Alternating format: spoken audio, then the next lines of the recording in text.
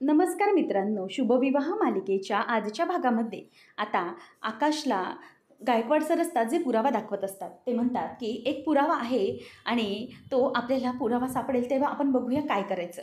तेवढ्यातच झिरके हवालदार येतात आणि म्हणतात की सर हा घ्या, पेनड्राईव्हमध्येच हा पुरावा आहे. त्यावेळेला मग तो पुरावा बघतात आणि नंतर पेनड्राईव्ह हा लॅपटॉपला आकाश लावतो आणि मग गायकवाड सर म्हणतात की हा बघूया आता हा काय पुरावा आहे. CCTV फुटेज मिळालं आहे एअरपोर्टच्या बाहेरचं, त्यावरून बघूया काय नक्की होतं ते. त्याच वेळेला आता तिथे रागिनी पटवर्धनसारखी जी बाई मॅनेज केलेली असते, म्हणजेच आकाशच्या मित्राने मेघने, ती बाई ही चालत चाललेली असते आणि ती बाई चालत असताना आता एअरपोर्टच्याच दिशेने असते आणि ती पाठमोरी असते. त्यामुळे रागिनी पटवर्धन आहे की कोण आहे हे सगळं काही समजत नसतं. तेव्हा मग गायकवाड म्हणतात की हे बघा, हेच आहे ते CCTV फुटेज, ते आम्हाला सापडलं होतं. मग त्यानंतर लगेचच आता हे झाल्यावर रागिनीच्या बाबतीत मानसी म्हणायला लागते की अगं ही साडी, तेव्हा पौर्णिमा म्हणते की हो, अशा प्रकारची साडी तर आईंकडे नव्हती, मग ही नवीन कोणती साडी आहे, नक्की आईच आहेत ना? तेव्हा मानसी म्हणते की अगं हो, आईच आहेत त्या. अगं त्यांनी इतकं सगळं मॅनेज केलं आहे, मग एखादी साडी कुठून तरी मॅनेज करायला त्यांना कितीचा वेळ लागणार होता, आईच आहे त्या, दिसतंय ना? तेव्हा मग गायकवाड म्हणतात की हो अगदी बरोबर, बघा आणि त्यांच्या हातामध्ये ना एकदम झूम करून बघा, त्यांच्या हातामध्ये पासपोर्ट आहे. त्यावरूनच आपण समजून जाऊया की त्या निघाल्यात, म्हणजेच देश सोडून पळतात हे त्याच्यावरूनच दिसून येत आहे. आता हे म्हटल्यावरती लगेचच आकाश आणि भूमी हे थोडे जरा शांत होतात, कारण त्यांना तेच खरं तर दर्शवायचं असतं की रागिनी आत्या देशाबाहेर जाते आणि त्यांचं तेच काम आता या CCTV फुटेजद्वारे जरा सोपं होत असतं. नंतर मग भूमी आणि आकाश एकमेकांकडे बघत असतात.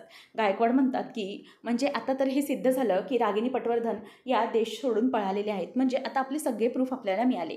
त्याबरोबर शिर्के म्हणतात की ज्या रागिनीला रिक्षावाल्याने सोडलं होतं तो रिक्षावाला पण आपल्याकडे आहे. तेव्हा मग गायकवाड म्हणतात की घेऊन ये त्याला. तो रिक्षावाला येतो, म्हणतो की साहेब बोला. मग गायकवाड विचारतात की मला सांग की ती रिक्षा, या बाईला तू ओळखतोस का, म्हणजे या बाईला तू सोडलं होतंस का रिक्षाने, हे CCTV फुटेज बघ, ही तुझीच रिक्षा ना? तो म्हणतो की हो साहेब, ही माझीच रिक्षा आणि या बाईला पण मीच सोडलं होतं. मग त्यानंतर लगेचच आता गायकवाड म्हणतात की बरं, मग मला सांग की तू या बाईला त्या एअरपोर्टच्या दिशेने सोडलं होतंस, काही हालचाली जाणवल्या?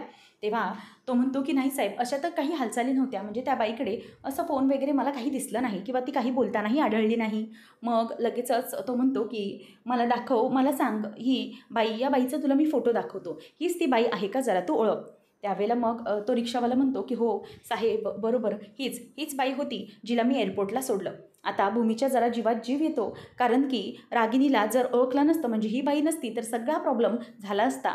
म्हणूनच आता शिर्के हवालदार म्हणतात की झालंय सर, सगळ्या बाजूने कन्फर्म झाले की देश सोडून पळणारी रागिनी पटवर्धनच होती. आणि मग असं झाल्यानंतर आकाश म्हणतो की चला बरं झालं, म्हणजे मी जे काही मॅनेज केलं होतं ते सगळं अगदी पत्नी पडलं. आणि मग त्याला आठवतं की त्याने मेघला सांगितलेलं असतं, आपण सगळं केलं, सगळं काही मॅनेज केलं, पण रागिनी आत्या ही देश सोडून चालली. हा जर पोलिसांना शेवटचा पुरावा मिळाला असता तर, म्हणजे CCTV फुटेज मिळालं असतं एखादं एअरपोर्टच्या बाहेरचं वगैरे ना, तर खरंच खूप बरं झालं असतं. त्यावेळेला मग लगेचच तो म्हणतो की बरं ठीक आहे, ते सगळं मॅनेज करायचं मी बघतो.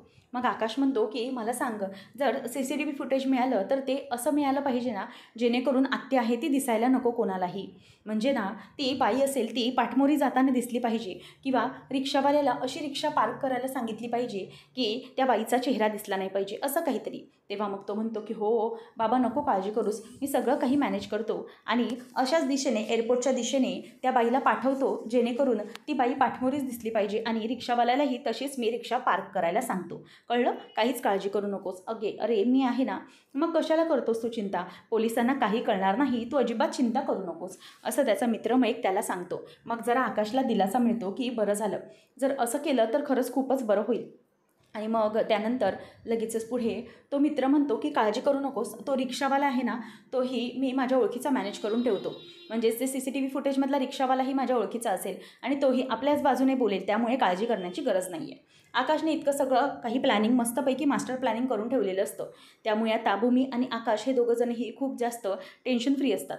तेव्हा गायकवाड म्हणतात की म्हणजे मला तर समजतच नाही आहे, या रागिनी पटवर्धन आता या सगळ्या वरून, म्हणजे जे आपल्याला पुरावे मिळालेत त्यावरून आता एकच गोष्ट सिद्ध होते की ती बाई म्हणजे रागिनी पटवर्धनच होत्या, कारण त्यांच्यावर जो काही गुन्हा झाला आहे त्यावरून ते देश सोडून पळून गेल्यात, हे तर आता आपल्याला सिद्ध झालं आहे.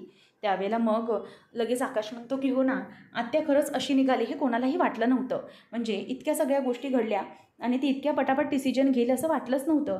म्हणजे आपल्याला सगळ्यांना त्रास देऊन ती कायमची निघून गेली असं कसं करू शकते. तेव्हा मग लगेच भूमी म्हणते की हो ना, म्हणजे मलाही समजत नाही आहे हे इतकं सगळं इतकं सोप्या पद्धतीने कसं काय करू शकतात त्यांना. तितक्यातच लगेच शिर्के येतात आणि म्हणतात की सर, आकाश महाजन यांच्याशी बोलण्यासाठी मीडियावाले खाली आले. तेव्हा मग लगेचच आकाशला टेन्शन आणि भूमीलाही टेन्शन येऊ लागतं की मीडियावाले आता नेमकं पुढे काय बोलणार आहेत, काय करणार आहेत, काय माहिती. त्यावेळेला मग आता गायकवाड म्हणतात की बरं, हरकत नाही आहे मिस्टर आकाश, तुम्ही अजिबात घाबरू नका, व्यवस्थित आपण त्यांच्या प्रश्नांची उत्तरं देऊया. असं म्हणून आता गायकवाड म्हणतात की तुम्ही शिर्के पुढे व्हा, आम्ही येतोच. मग आकाशला ते म्हणतात की बरं चला मिस्टर आकाश, आपण जाऊया. तेव्हा मग आकाश आणि बाकीचे सगळे मीडियाच्या प्रश्नांना उत्तरं देण्यासाठी खाली आलेले असतात. आता सगळे मीडियावाले अगदी भरपूर गर्दी करून जमलेले असतात, म्हणजे रागिणीच्या विषयी बोलण्यासाठी. त्यावेळेला आता लगेचच इथे आकाश आणि भूमी देखील येतात. तेव्हा मग गायकवाडांकडे समोर आल्यावर लगेच आकाशला ते विचारतात की मिस्टर आकाश महाजन, आम्हाला असं समजलं आहे की तुमच्या ज्या आत्या आहेत रागिनी पटवर्धन, त्यांनी स्वतःच्याच मुलाचा खून केला होता, हे खरं आहे का? त्यावेळेला आकाश अगदी निरसच उत्तर देतो की हो, बरोबर आहे, तिने स्वतःच्या मुलाचा गळा घोटून जीव घेतला होता. मग लगेचच ती म्हणते की मग तुम्हाला त्याबद्दल काही वाटतंय? म्हणजे हे सगळं त्या रागिनीने केलं आहे, रागिनी पटवर्धनने, आणि तिने विश्वासघात केला आहे तुमचा, तेही दुसऱ्यांदा. पहिल्यांदाही असं पुन्हा घडून गेलं आणि दुसऱ्यांदाही तेच केलं संधी देऊ नये. तुम्हाला काय वाटतंय?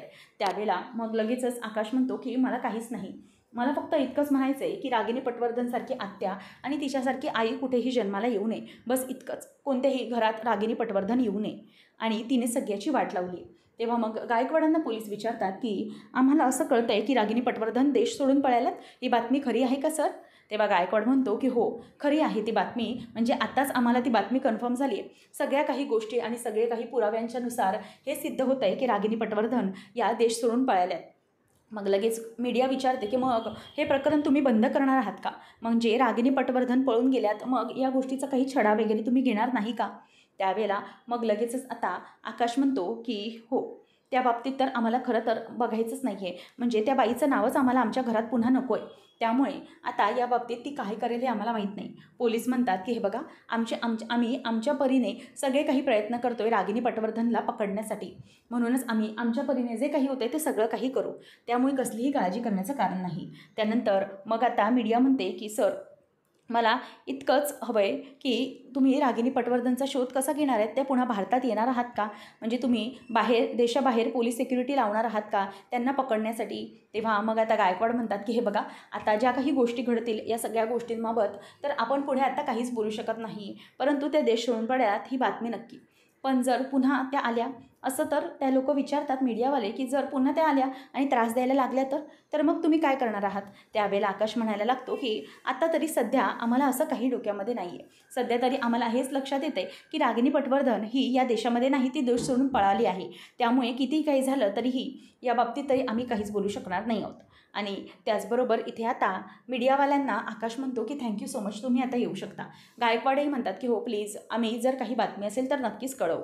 असं म्हणून आता इथपर्यंतच असं बोलून ते तिथून निघून जातात.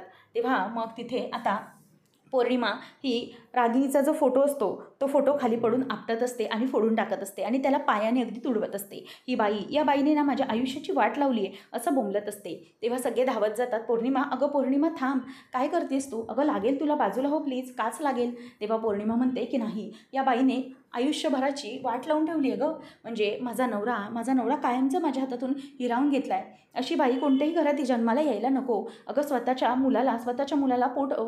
पोटच्या मुलाला अगदी मारून टाकले गळा घोटून. कशी बाई असेल, तेही स्वतःच्या पदराने. खरंच या बाईला ना कुठेही जागा नाही मिळाली पाहिजे. माझ्या अभिजितला न्याय मिळाला पाहिजे. ही बाई अशी पळून गेली, हिला ना पोलिसांनी कायद्यामध्ये दिली पाहिजे होती. कायद्याच्या कचाट्यात अडकली असती तर बरोबर तिला शिक्षा मिळाली असती. पण ती आता तिथे मस्त आयुष्य जगत असेल, सगळ्यांपासून दूर गेली आहे, परंतु तिचं मस्त आयुष्य जगत असेल ती.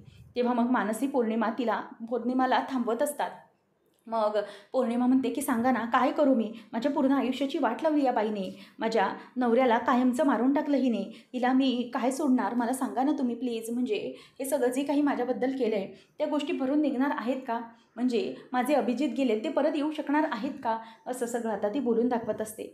त्यावेळेला मग भूमी म्हणते की हे बघा प्लीज तुम्ही नका काळजी करू, सगळं काही व्यवस्थित होईल. भूमी म्हणते की हे बघ असं करू नकोस, म्हणते माझ्या नवऱ्याच्या आत्म्याला शांती मिळणार नाही, या बाईला शिक्षा मिळायला हवी होती, नाही मिळाली तिला शिक्षा, माझ्या नवऱ्याला न्याय नाही मिळाला. तेव्हा भूमी म्हणते की नको असं नको बोलूस पौर्णिमा, प्लीज असा त्रास करून घेऊ नको, आपल्या अभिजितला न्याय मिळालाय आपल्या अभिजितला न्याय.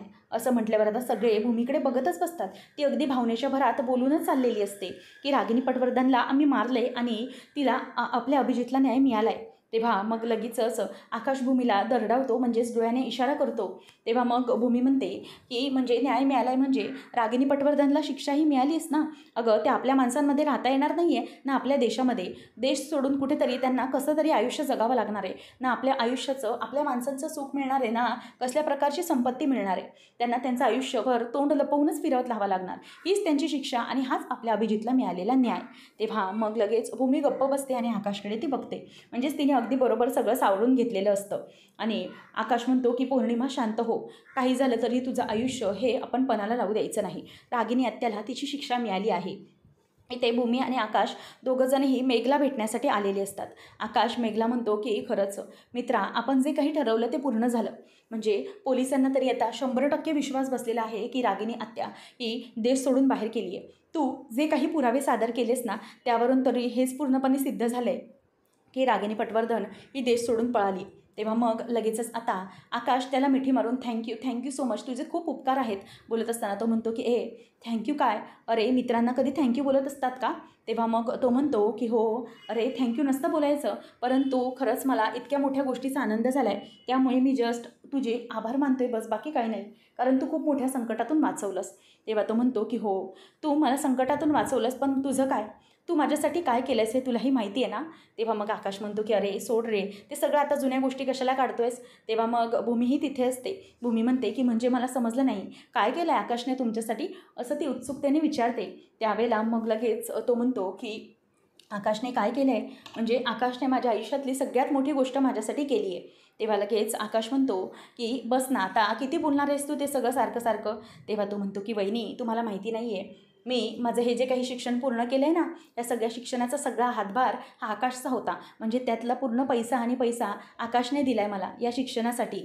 हा माझा मित्र आहे ज्याने माझ्यासाठी खूप काही केलं आहे. तेव्हा मग आकाशकडे भूमी बघतच राहते की तिला तिला आणखी नवऱ्याचं कौतुक वाटतं, अभिमान वाटतो. तेव्हा मग आकाश म्हणतो की बस आहे, तुझ्यात तेवढी कला होती म्हणून तू शिकलास अरे. तो म्हणतो की हो, परंतु पैसा नव्हता ना, जर तू पैसा दिला नसतास तर त्यावेळेला मी शिकू शकलो नसतो आणि आज इतका मोठ्या गोष्टीवर जाऊ शकलो नसतो, पदावर जाऊ शकलो नसतो. तेव्हा मग लगेचच आता आकाश म्हणतो की हो ठीक आहे, हरकत नाही आहे, इतकं काही बोलण्याची गरज नाही आहे, आता राहू दे, मी काही उपकार वगैरे नव्हते केले तुझ्यावर, कळलं, मी मैत्रीमुळे केलं. मेघ बोलला की आत्ता कसं बोललास मग, मैत्री, मी पण आपल्या मैत्रीसाठीच तुला मदत केली रे, या उपकाराची भाषा करू नकोस आणि थँक्यू वगैरे तर बोलूच नको. तेव्हा आकाश म्हणतो की नाही, कधीच नाही, परंतु जे काही केलेस त्यामुळे आमचं आयुष्यभराचं संकट तू दूर केलंस, तुला माहीत नाही आहे. तेव्हा भूमी पण म्हणते की हो, खूप मोठी गोष्ट केली आहे तुम्ही आमच्यासाठी. तेव्हा आता आकाशला तो म्हणतो की बरं ऐक, आता मी तुला इथे भेटणार नाही, मी हाँगकाँगला असेन, पुढे शिफ्ट झालेलो असेन. तेव्हा मग आता लगेचच आकाश म्हणतो की मग मैत्री कधी भेटणार नाही. तो म्हणतो की भेटेन, काही तासाच्या अंतरावरच असेल इंडिया, मला नक्कीच भेटेन, असं तो त्याला बोलतो आणि निरोप घेतात. भूमी आणि आकाश घरी येतात. तेव्हा भूमी आता आजूबाजूला बघते आणि बोलायला सुरुवात करते की आई योगेश्वरी, आमच्या आयुष्यातलं रागिनी पटवर्धन नावाचं दुष्टचक्र हे कायमचं आता संपलं आहे आणि आमच्या आयुष्यात आता जरा 4 दिवस तरी सुखाचे जातील असं वाटतंय, कारण जोपर्यंत रागिनी आत्या होत्या त्यांनी आम्हाला अजिबात सुखाने जगू दिलं नव्हतं. पण आता मात्र सगळं काही व्यवस्थित होईल, माझी क्षितिजा आणि माझं कुटुंब हे अगदी व्यवस्थित एकत्र असेल. खरं तर पोलिसांना असं पटवून दिलं आहे की रागिनी नाही आहे तिथे, परंतु तू पण यश दे, म्हणजे सगळ्यासमोर हे सत्य असू दे की कितीही काही झालं तरी ही रागिनी आत्या ह्या देश सोडून गेल्यात, त्यांचं काय झालं हे रहस्य फक्त देवा तुला माहीत आहे आणि आम्हा दोघांना बस. आणि त्या सगळ्यामध्ये आपण कितीही काही झालं तरीही कोणाला काही कळू द्यायचं नाही आहे. आणि रागिनी आत्याबद्दल जे काही झालं त्या बाबतीत कुठल्याही प्रकारे आता मी कुठल्याही प्रकारची रिस्क घेणार नाही आहे. आणि आकाश म्हणतो की भूमी पण आपल्याला बघितलं पाहिजे की आपल्या घरातल्यांना हे सगळं पटलं आहे का? म्हणजे रागिनी आत्या ही देश सोडून गेली यावर सगळ्यांचा तरी विश्वास बसला आहे का? हे सगळं बघितलं पाहिजे. मग त्यावर भूमी म्हणते की हो आकाश, ते तर पाहिलंच पाहिजे. पण कितीही काय झालं तरीही आपल्या दोघांमध्येच हे रहस्य राहील आकाश, बस. आणि हे रहस्य जाईल ते फक्त आपल्या दोघांसोबतच कायमचं, असं आता आकाश आणि भूमी हे दोघंही ठरवतात. नंतर भूमी म्हणते की मी सगळ्यांसोबत एक गोष्ट करणार आहे. तेव्हा मग भूमी सगळ्यांना खाली बोलावते. मग सगळे बघतात की काय झालं, तुझं सगळ्यांना खाली का बोलवले? तर त्यावेळेला लगेचच आता भूमी म्हणते की एक काम करायचं आहे, तुम्ही सगळेजण अशी उभी राहा. रागिनी आत्याचं संकट आपल्यावरचं कायमचं दूर झालं आहे आणि तिथून आता आपल्याला हे तर सिद्ध झालं आहे पोलिसांच्या पुराव्यांमुळे की रागिनी आत्या कायमच्या देश सोडून निघून गेलेल्या आहेत म्हणून. मग आता आपल्याला एकच काम करायचं आहे, मला ना माझ्या माणसांसकट या घराची ही दृष्ट काढायची आहे. म्हणजे रागिनी आत्यांवरची काळी सावली ही सगळ्या घरापासून दूर झाली पाहिजे असं मला वाटतं आहे. आणि त्याचमुळे मला माझ्या ना घराची दृष्ट काढायची, जेणेकरून पुन्हा एकदा रागिनी पटवर्धनसारखी कुठलीही काळी सावली माझ्या घरावरती येऊ नये आणि हे दुष्टचक्र कायमचं संपावं, त्यासाठी मी हे सगळं करते असं म्हणून आता भूमी ही हे लगेचच रागिनी ही कायमची निघून गेली आणि ती मेली हे तर खरं त्या दोघांना माहीत असतं. परंतु या सगळ्या गोष्टीमधून माझ्या माणसांना दृष्ट लागू नये म्हणून भूमी आता इडापिडा टळो आणि अशी सगळी दृष्ट त्यांच्या अंगावरून काढून टाकते आणि कोणाचीही वाईट नजर माझ्या कुटुंबाला, माझ्या घराला नको लागो असं म्हणून ती बाजूला ते जाऊन फेकून देते. त्यावेळेला आता अथर्वला रडायला येत असतं. अथर्व म्हणतो की खरंच मला या सगळ्या गोष्टीचं खूप वाईट वाटतं की हे सगळं झालं आहे ते माझ्या आईमुळे. खरं तर आता आई म्हणून मी तिची कधी आठवणही काढणार नाही, इतकी वाईट होती ती. तेव्हा मानसी म्हणते की हो, खरंच त्यांनी या घराला कायम दुःख आणि दुःखच दिले, प्रत्येकाला संकटात टाकले, फक्त प्रत्येकाला. तेव्हा मग लगेचच अभिजित म्हणतो की बलदेव, तो म्हणतो की मलाही खरं तर याचा आनंदच आहे की मी त्या बाईची सावली या घरातून दूर करण्यापासून थोडा तरी हातभार लावू शकलो. मानसी आणि अथर्व दोघंही खूप टेन्शनमध्ये असतात. आता लगेचच पुढे अथर्व येतो आणि आकाशभूमीचा हात एकमेकांच्या हातात देऊन म्हणतो की आता इथून पुढे या घराची सर्व जबाबदारी तुमच्यावर आहे. आता माझी आई होती, तिने माझ्यासोबत असं केलं, तर मग आता फक्त वडीलधारे म्हणून तुम्ही दोघं आहात माझ्यासाठी. आम्हीच तुमच्याकडे वडीलधारे आणि मोठे म्हणून बघतो. त्यामुळे कितीही काही झालं तरीही त्यामुळे आता आम्हीच तुम्हाला आधार म्हणून बघतोय, वडीलधारे म्हणून. तुम्ही कायम एकत्र राहा आणि या घरावर तुमचं प्रेम आणि माया अशीच राहू दे. तेव्हा मग लगेच मानसीही म्हणते की हो, आता ताई आणि भाऊजी तुमच्यावरच या संपूर्ण घराची जबाबदारी आहे. त्यावेळेला अभिजित पण म्हणतो की हो, अगदी बरोबर आहे. भूमी आणि आकाश तुम्ही दोघंही एकत्र आहात, तुमचं एकमेकांवरचं प्रेम आणि या घराची बांधिलकी, त्यामुळे हे घर आजपर्यंत टिकून राहिले, रागिणीच्या तावडीतून निघाले आणि आताही पुढे तसंच राहू दे असं अभिजितही बोलून दाखवतो. आता पुढच्या भागामध्ये आपण पाहणार आहोत, महाजनांची दिवाळी असते आणि क्षितिजा खूप मोठी म्हणजे 7 वर्षाची झालेली असते आणि ती हॅप्पी दिवाळी असं सगळ्यांना बोलते. त्यावेळेला सगळेजण खाली जाऊन आता फटाके उडवत असतात. भूमी आणि आकाश यांचा संसार रागिणीशिवाय आता 7 वर्ष पुढे गेलेला असतो आणि घरात संपूर्ण आनंद असतो. भूमी म्हणते की आकाश, आपल्या घरावरचं दुष्टचक्र हे आपण कायमचं संपवून टाकलंय. रागिनी पटवर्धन नावाचा चॅप्टर कायमचा क्लोज झाला आहे. 7 वर्ष झाली, आपलं आयुष्य अगदी सुखाचं सुरू आहे आणि आपली मुलगी ती पण खूप आनंदाने जगते. मग आकाश म्हणतो की हो, तिच्यामुळे पण आपल्या आयुष्याला खरं तर 4 चांद लागलेत या वर्षीच्या दिवाळीला.